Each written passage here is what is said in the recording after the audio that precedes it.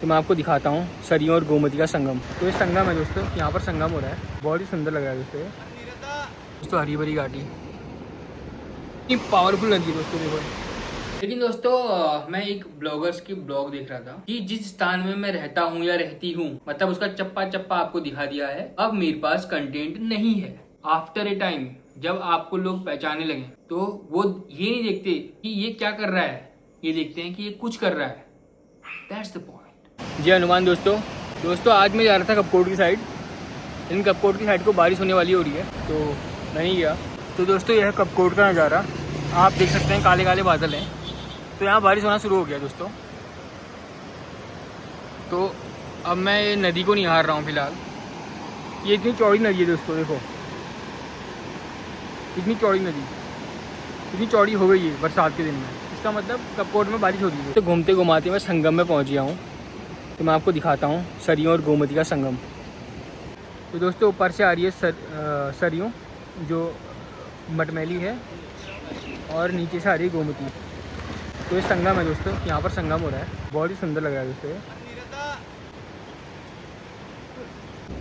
तो दोस्तों बैठा हुआ हूँ मैं आज सरियों के घाट पे। तो ये घाट जो है वो ट्रेन जाने वाली रोड में है। मैं दिखाता हूँ आपको कितना सुंदर लग रहा है। तो ये घाट है दोस्तों, बहुत ही सुंदर।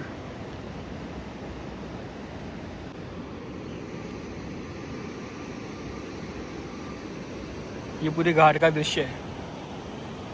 तो कल मेरा दोस्त बोल रहा था कि कहीं घूमने चलें बाहर को, लेकिन आजकल बरसात का मौसम है। सामने एक घाटी है, वो कितनी बढ़िया लग रही है वो मैं आपको दिखाता हूँ दोस्तों। हरी भरी घाटी बहुत बढ़िया लग रही है दोस्तों, बहुत सुंदर। और उसके आगे इधर है दोस्तों, मैं एक होटल में आया हूँ और यहाँ से ऐसा दृश्य दिख रहा है। इतनी पावरफुल नदी है दोस्तों देखो, इतनी पावर है इसमें। कपकोट में बारिश हुई होगी तभी इतनी पावरफुल नदी बनी है दोस्तों आज जाने वाला था मैं बल लेक, लेकिन बारिश के कारण मैं नहीं जा पाया। तो आधे रास्ते से मैं वापस आ गया। आधे रास्ते से नहीं, मतलब थोड़ा सा मैंने ट्रेवल किया, बारिश होना शुरू हुआ तो फिर मैं वापस आ गया। होता क्या है कि पहाड़ के एक साइड बारिश हो रही होती है और दूसरी ओर ठीक होता है मौसम। तो मैंने भी देखा तो एक साइड तो बारिश नहीं हो रही थी, तो दूसरी साइड में गया तो बारिश होना शुरू हो गया। तो मैंने सोच लिया कि अब यहाँ आगे जाना ठीक नहीं होगा, बारिश हो जाएगी। तो मैं वापस आ गया।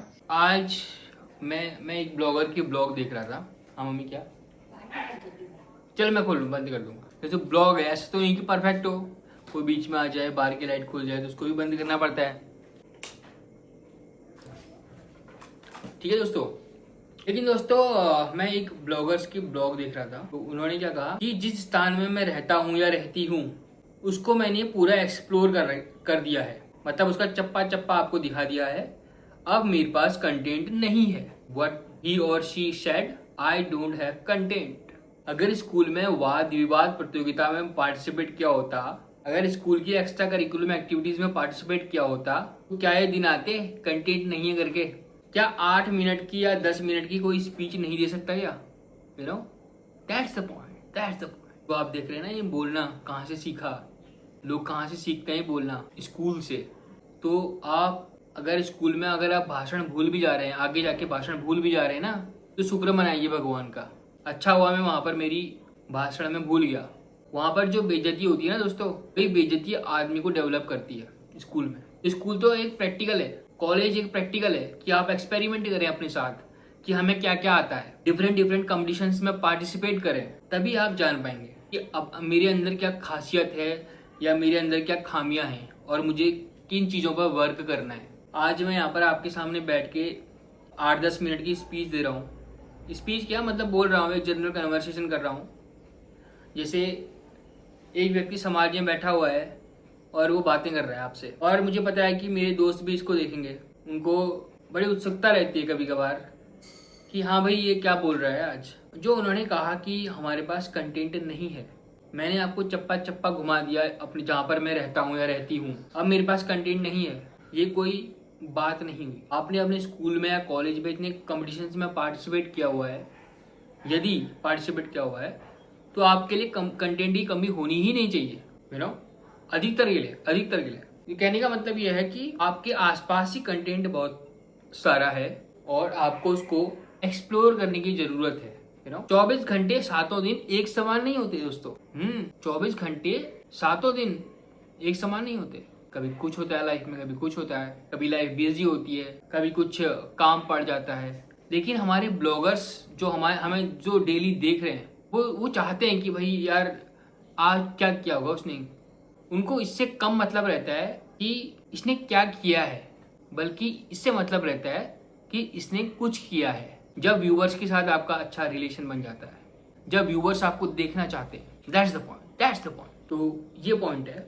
और एक बात मैं और बोलना चाहता हूँ, आपने बहुत सारे ब्लॉगर्स को देखा होगा, ठीक है, मतलब अधिकतर ब्लॉगर्स को देखा होगा। तो उन्होंने, जैसे क्रिस्टियानो रोनाल्डो है, उसने अपना एक चैनल बनाया कि कुछ ही दिनों में 70 मिलियन के आसपास सब्सक्राइबर हो गए। और भी कोई भी ब्लॉगर है, तो सब ब्लॉगर्स में सबसे कॉमन चीज़ क्या है? सबसे कॉमन चीज़ है वो हेल्दी है। या तो वो बहुत छोटी उम्र के हैं या तो वो बहुत हेल्दी हैं। छोटी उम्र के हैं तो हेल्थ में उतना उनका इफेक्ट पड़ा नहीं, बड़ी उम्र के हैं तो उनकी हेल्थ पीक पर है। अगर आपको अच्छा यूट्यूबर बनना है तो सबसे पहले आपको अपनी हेल्थ पे इन्वेस्ट करना पड़ेगा, समझ रहे हैं आप? और तो माथापच्ची से आप कर रहे हैं कि ये कोर्स है वो कोर्स है ना, अगर आप जब करेंगे, जब आप हाथ में मोबाइल पकड़ेंगे और जब ब्लॉगिंग करेंगे, तब आपको जब आवश्यकता पड़ेगी और आप सीखेंगे, तब आपको ब्लॉगिंग करना आएगा।